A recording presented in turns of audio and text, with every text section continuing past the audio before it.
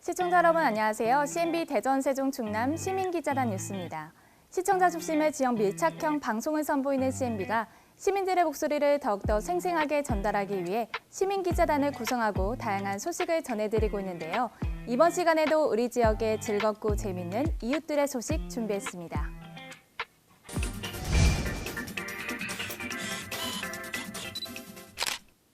대전은 과학의 도시인 만큼 과학에 대해 흥미를 느낄 수 있는 다양한 체험 교육이 이뤄지고 있는데요. 망원경의 원리를 알아보고 직접 만들어보는 교육이 한국표준과학연구원에서 진행됐습니다. 박오덕 시민기자입니다. 멀리 있는 물체를 보는 망원경 원리 설명을 들었습니다.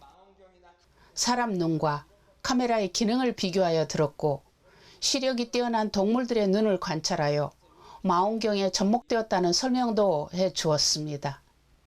고양이 눈알이 있으면 그 뒤에 망막 앞쪽에 반사판이라고 해서 거울 같은 물질이 이렇게 딱 코팅돼 있어요. 희미한 달빛이 고양이 눈으로 들어가면 그게 왔다 갔다 반사를 하면서 세져서 증폭돼서 튀어나오는 거예요. 그러면은 밤에 이렇게 보면 고양이가 눈만 이렇게 반짝 빛나는 것처럼 보이는 거죠. 또한 망원경의 종류와 굴절 망원경의 상이 맺히는 설명과 장단점도 들어보았습니다. 여러 개의 눈이 이렇게 모자이크처럼 박혀 있거든요. 그래서 이렇게 돼 있는 눈을 이용을 하면 멀리 있는 친구를 제가 갈릴레이 망원경으로 봐요. 그러면은 그 친구의 머리에서 나온 빛은 여러분 눈의 위쪽으로 들어오고 그 친구의 발 부분에서 나온 빛은 여러분의 눈 아래쪽으로 들어와요. 특히 GMT 망원경은 크기가 25m에 이르고 망원경 한 개의 지름이 8.4m의 크기인데 우주를 정확히 관찰하기 위해 높은 산 위에 설치되어 관측한다는 것도 알게 되었습니다. 과학자나 천문학자 입장에서는 별을 굉장히 잘 관측하고 싶은데 흔들리거나 반짝반짝하면은 그게 과학을 하는 데는 방해가 되거든요. 거울을 7개를 붙여서 25m짜리 8.4m짜리 망원경이 요만하고 그 뒷면인데 안데스 산맥이나 그 하와이에 4,000m짜리 산이 있거든요. 그런 산 위에 망원경들을 설치하는데 그래서 항상 별을 볼 수가 있죠. 망원경에 대한 설명을 듣고 주니어 닥터들은 굴절 망원경을 조립하였고 바르게 조립될 수 있도록 개별적 설명도 해 주었습니다. 조립된 망원경에 스티커를 잘 붙여야 하고 먼 거리의 물체가 잘 안 보일 때는 망원경의 거리 조절기를 조절하여 볼 수 있었는데 특별한 시간이 되었습니다. 나중에 만안경을 만들 때 수학의 원리를 만들면 좋을 것 같습니다. 저는 오늘 배운 여러 가지 중에서 동물들이 환경에 따라 자신의 눈을 진화했다는 사실과 굴절 망원경의 원리가 인상 깊었습니다. 학생들은 한국표준과학연구원의 전시물을 보면서 질량의 단위, 전류의 단위, 연력학 온도 단위 등 전시물을 보고 설명도 들었습니다. 또한 시간, 길이 등 다양한 원소기호에 대해서도 배울 수 있었습니다. 주니어 닥터들은 망원경 조립과 동물들 눈에 대해 알 수 있었고 GMT 대형 망원경은 높은 산에서 천체를 관측하고 별이 반짝이는 것은 공기의 흐름이라는 원리를 알게 되었습니다. 학생들이 과학에 흥미를 더 많이 가질 수 있기를 기대합니다. CNB 시민기자 박오덕입니다.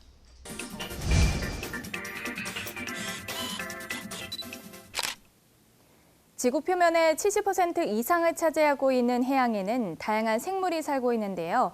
이러한 생물 표본을 직접 확인해보고 해양 바이오 산업에 대해 알아보는 교육이 충남 서천에서 열렸습니다.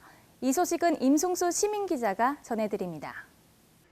국립해양생물자원관에서 청년들을 대상으로 서천 해양 바이오 산업에 대한 인식 확산과 공감대 형성을 위한 행사가 있었습니다. 참석한 내빈들은 청년들에게 해양 바이오 산업에 대한 설명과 경조사도 있었습니다. 앞으로 해양 바이오가 우리 일상생활에 50%만 써진다 해도 우리 서천군은 큰 부자가 될 거라 그런 생각을 하고요. 또한 청년들에게 국내 해양 바이오 산업에 대한 내용과 미래 전망에 대한 현황 및 해양 바이오 산업 육성과 필요성에 대한 특강이 있었습니다. 해양은 보시는 바와 같이 지구 표면의 약 71%를 차지하고 있습니다. 해양 생물의 특징은 다양한 환경, 압력이라든지 온도라든지 또 빛이 그렇게 많지는 않아요. 그 표면만 있지 조금만 들어가면 빛이 없어요. 근데도 생물이 살고 있습니다. 특히 해양 바이오 산업은 자원, 식품, 의학, 의료, 화학, 에너지, 연구개발 및 서비스 분야에도 큰 역할을 한다는 설명을 들었습니다. 검정 해변 해면이라는 그런 해양 생물로부터 추출을 해서 만든 겁니다. 그래서 좀 유방암에 특효약이 있는 그런 물질이고요. 공정을 통해서 식품화될 수 있는 제품으로 만들면 약 한 10배 정도 된다고 합니다. 그러니까 활성 테스트를 해서 이게 인간에게 도움이 되는 물질이구나 라고 밝혀지는 순간 바로 수백 배까지 올라갑니다. 서천군의 해양 바이오 산업에 젊은 청년들이 함께 동참하기 위한 교육도 하고 인식도 가질 수 있도록 하였습니다. 군이 지금 해양바이오 산업을 일단 2020년도부터 시작해서 2027년도까지 해양바이오 클러스터를 만들려고 노력을 하고 있습니다. 그중에 젊은 청년들이 이 교육을 받고 기업에 취업 자리가 많이 늘어나고 우리 군 지역 경제 활성화에도 도움이 될 거라고 생각을 하고 있습니다. 청년들이 교육을 통해 서천의 비전을 알아가는 시간이 되었고 서천군 인재 청년들 일자리 창출의 기회도 될 것입니다. 오늘 이 교육을 통해서 많은 청년들이 이해를 하고 지식도 얻고 그러고 가는 자리가 될 것 같습니다. 지원 건립센터를 통해서 많이 취업이 돼서 서천군에서 계속 살 수 있는 그런 계기가 되었으면 좋겠습니다. 또한 교육에 참여한 청년들은 국립해양생물자원관의 자원관 뱅크를 돌아볼 수 있었고 수장고도 견학하였는데 다양한 해양생물 표본에 대한 설명도 들었습니다. 대한민국에 어떤 생물이 있는지 또는 우리 지구상에는 어떤 생물들이 있는지 어디에 있는지 이런 것들을 그 시간이 지나가면 지나갈수록 그 가치가 더 이제 있어지게 됩니다. 서천군의 해양 바이오 산업의 활성화는 젊은 청년들 일자리 창출 효과로 지역의 발전이 있기를 바라며 우리나라 해양 바이오 산업의 활발한 성장이 있기를 기대합니다. CNB 시민기자 임승수입니다.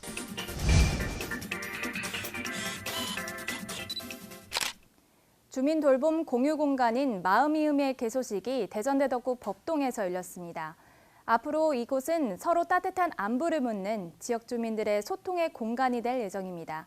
윤영순 시민기자입니다.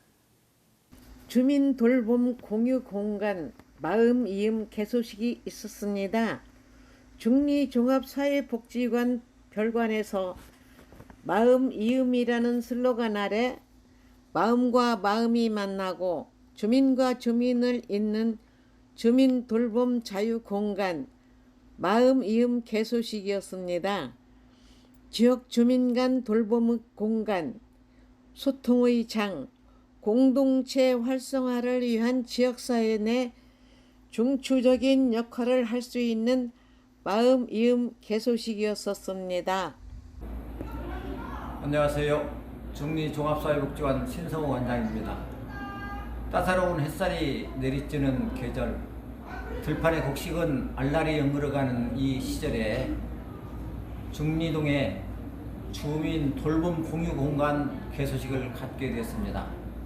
주민 돌봄 공유 공간은 전 동장이신 이영희 동장의 제안으로 박영순 국회의원님께서 이 부지 터를 마련해 주시고 최충규 청장님이야 시구 의원님들께서 예산 지원과 기능보험 사업을 하게 해 주셔서 오늘 같은 이 자리가 마련되게 됐습니다.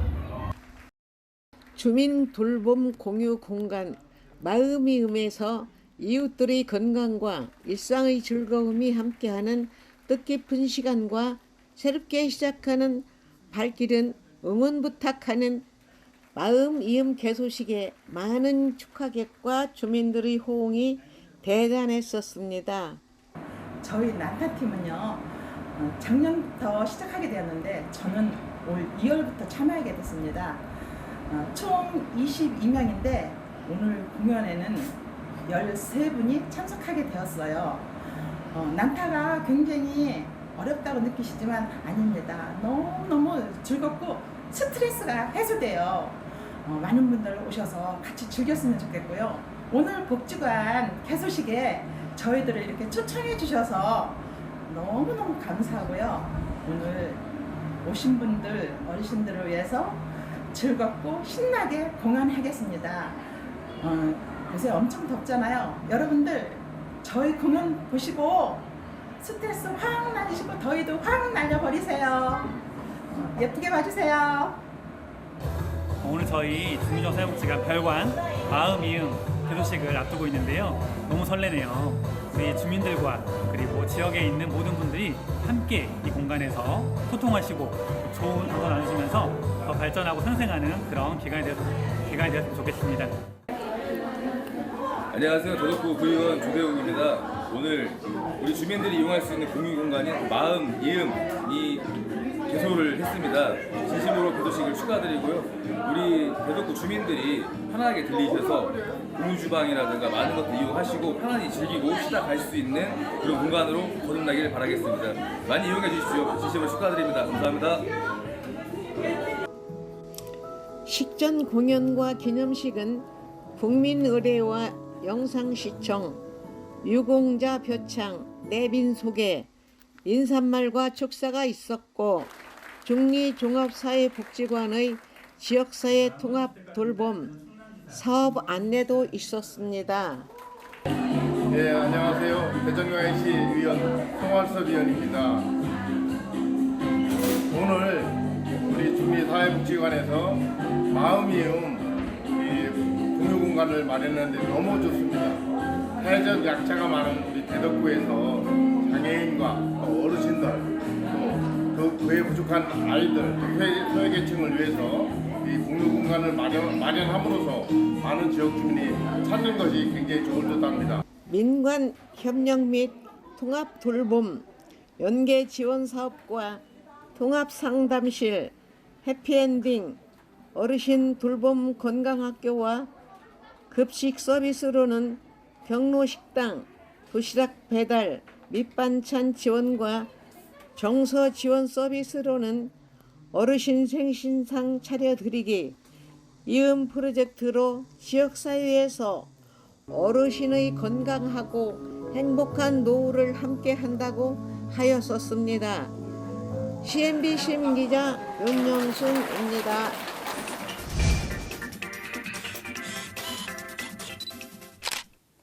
미래의 미디어 인재를 만날 수 있는 청소년 뉴스 제작 경진대회가 대전 시청자 미디어센터에서 열렸습니다. 특히 이번 대회는 지난 4개월 동안 치열한 교육과 예선을 거쳐 총 10개 팀이 본선에 올랐는데요. 영광의 얼굴들을 만나보시죠. 조성구 시민기자입니다. 시청자 미디어 재단 대전 시청자 미디어 센터에서는 청소년 저널리즘을 통한 미디어 인재 양성을 위해 제10회 2023 청소년 뉴스 제작 경진대회를 대전 시청자 미디어 센터에서 개최하였습니다. 지난 4월 중순 전국 학교 방송반 및 청소년 단체팀을 대상으로 참가 신청을 받아 총 43개 팀이 참여하여 4개월간의 뉴스 리터러시 및 제작 교육과 예선을 거친 최종 10개 팀이 뉴스 생중계 경연을 펼쳤습니다. 대회가 열린 대전 시청자 미디어 센터 1층 오픈 스튜디오에는 참가한 팀들의 열띤 경연이 이어졌으며 각 팀은 아나운서, 취재 기자, 촬영 편집 기자, 중계 PD를 포함하여 4명 내지 7명으로 구성되었습니다. 약 10분 내외의 뉴스를 진행한 각 팀 구성원은 스튜디오 안쪽으로 이동하여 심사위원 앞에서 심사평을 들었는데 경연을 마친 한 참가자의 뉴스 내용과 앞으로의 꿈을 들어봤습니다. 학교 정기고사 시험지 같은 경우는 인터넷에서 찾아보면 대부분 올라오는 경우가 많아요. 그거에 대한 저작권 문제를 뉴스로 다뤄봤습니다. 제가 6학년 때부터 아나운서를 준비하긴 했는데 지금은 뮤지컬 배우라는 꿈을 이루기 위해 더 준비를 많이 할 것 같습니다. 중학교 5팀과 고등학교 5팀이 제작한 뉴스 내용을 보면 최근 세간의 관심을 끌고 있는 주제를 선정하여 사실에 근거한 기사를 작성하기 위해 노력한 흔적이 엿보였으며 편집 능력도 훌륭하다는 평가를 받았습니다.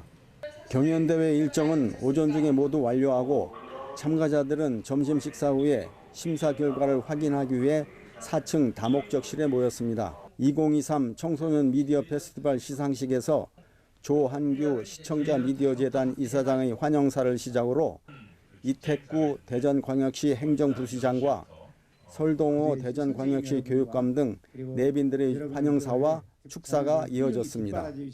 드디어 청소년 뉴스 제작 경진대회 수상자를 발표하였는데 방송사장상은 대신고등학교, 문정중학교, 공주대학교 사범대학 부설중학교와 성모여자고등학교 등 4팀이 수상하였고 우수상은 글꽃중학교와 갑천중학교 2팀이 수상하였습니다. 이어서 최우수상에는 삼천중학교, 아름고등학교, 그리고 강경고등학교 등 3팀이 수상하였고 본선 참가 10개 팀 중 가장 좋은 평가를 받은 팀은 청소년의 정신질환에 대한 인식 개선 뉴스를 다룬 대전 이문고등학교가 대상의 영예를 안았습니다. 주제는 어떻게 선정했는지 들어보았습니다. 저희가 이제 한 친구 장래 희망이 심리 쪽이어가지고 그거 이제 연계해서 하고 싶다 해서 이제 알아보다가 정신질환이 요즘에 또 약간 또 다시 또 불거지고 있는 화제니까는 그거를 이제 선정을 하게 됐던 것 같아요. 이번 제10회 2023 청소년 뉴스 제작 경진대회를 통하여 방송 미디어 제작에 재능이 있는 학생들이 많이 발굴되어 미래 우리나라의 미디어 인재로서 창의력을 발휘할 수 있기를 기대해 봅니다. CNB 시민기자 조선구입니다.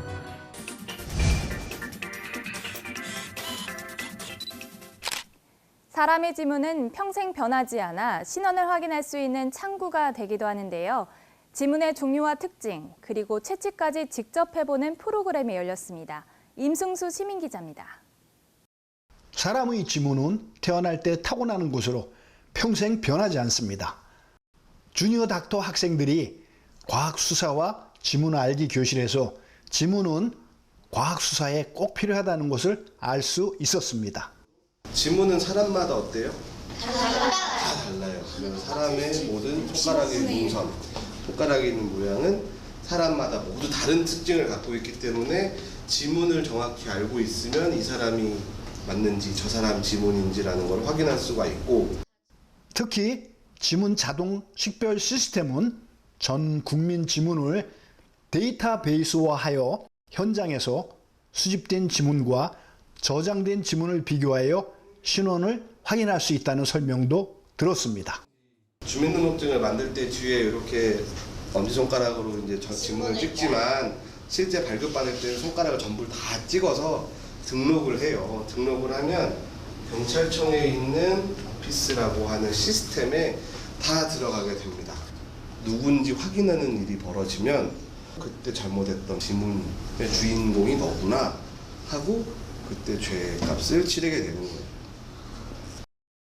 지문의 종류에는 재상문, 와상문, 궁상문 3가지로 구분할 수 있었습니다. 지문은 수분과 유분에 의해 물건을 만지면 자국으로 남을 수 있는데 학생들은 자신의 지문을 종이에 눌러 찍어서 지문을 확인해 보기로 하였습니다. 학생들이 종이에 찍은 지문을 확인하기 위해 색가루를 붓에 찍어서 지문 위에 살살 문지르면 지문이 나타났습니다. 10개의 손가락 지문을 모두 확인하면서 재상문, 와상문, 궁상문인지 설명을 듣고 확인해 볼 수 있었습니다. 지문이 여러 가지로 분류된다는 게 제일 신기했고 저 3가지의 제 지문이 포함이 안 되는 것도 있었는데 그게 와상문이라는 게 되게 신기했어요. 제 지문이 모두 재상문이라는 것이 정말 신기했어요. 다른 사람들이 뭐 이렇다 하면은 그 사람 지문이 뭔지 알려주고 그럴 수 있을 것 같아요. 지문에 대해 알게 되어서 신기하였고 앞으로 장래 희망에 대한 포부도 들어보았습니다. 제 지문 중에서 네 번째 손가락만 와상문이고 다른 손가락은 다 재상문인 게 신기했어. 나중에 경찰이나 뭐 증거 찾는 사람 이런 사람 되거나 아니면 작가 이런 것들 돼가지고 제 그런 꿈들을 이루고 싶어요. 또한 지문은 사람마다 다른 특징을 가지고 있으며 물체를 집었을 때 무엇인지 알 수 있고 마찰력을 높여 물건이 손에서 떨어지지 않게 해줍니다. 특히 동물도 지문을 가지고 있다는 것을 배웠고 사람의 지문은 사람의 신체에서 소중한 역할을 하고 있으며 과학 수사에서는 꼭 필요하다는 것을 배우는 중요한 시간이 되었습니다. CNB 시민기자 임승수입니다.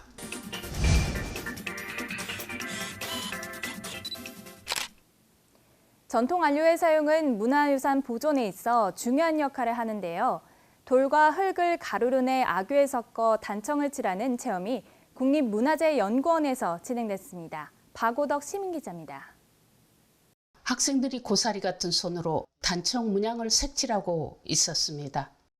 국립문화재연구원에서는 주니어 닥터 학생들이 우리나라 전통을 소중하게 생각하는 마음을 심어주고 자연에서 얻는 다양한 색을 가진 흙과 돌의 재료를 알아보는 시간도 가졌습니다. 옛날 사람들은 앞에 우리가 썼던 화학 물질로 만든 그런 물감이나 색 내는 재료를 쓰지 않고 요거 돌과 흙으로 만든 재료는 색이 더 다양하고 오랫동안 변하지 않아서 옛날 사람들은 이 돌과 흙으로 만든 색 재료를 많이 썼었어요.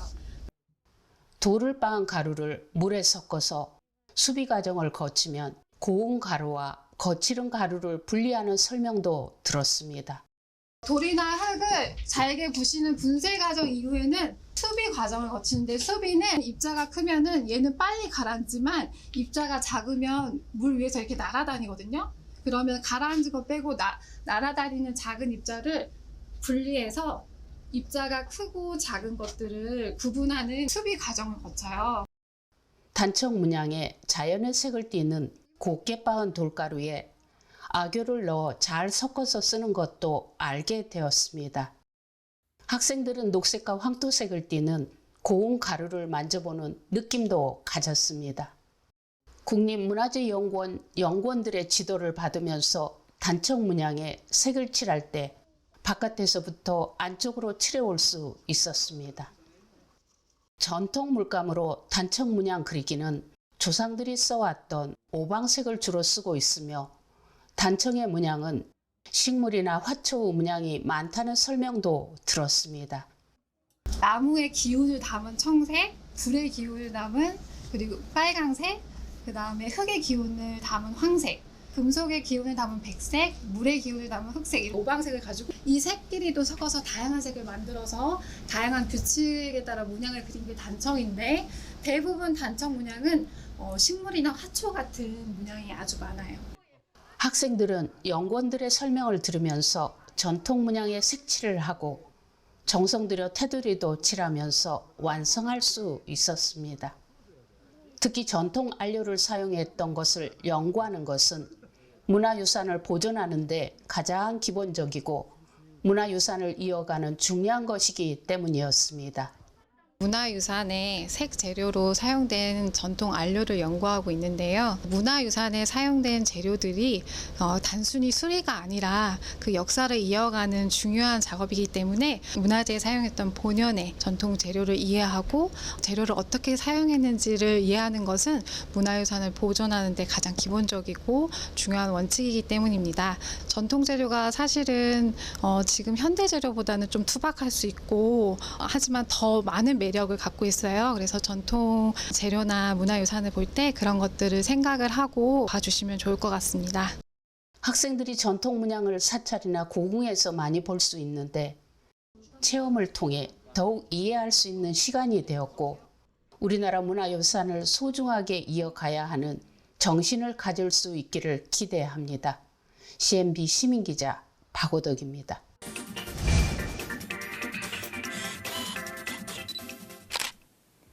CNB 시민기자단은 여러분 주변의 이웃들입니다. CNB 시민기자단에 많은 관심과 격려 부탁드립니다.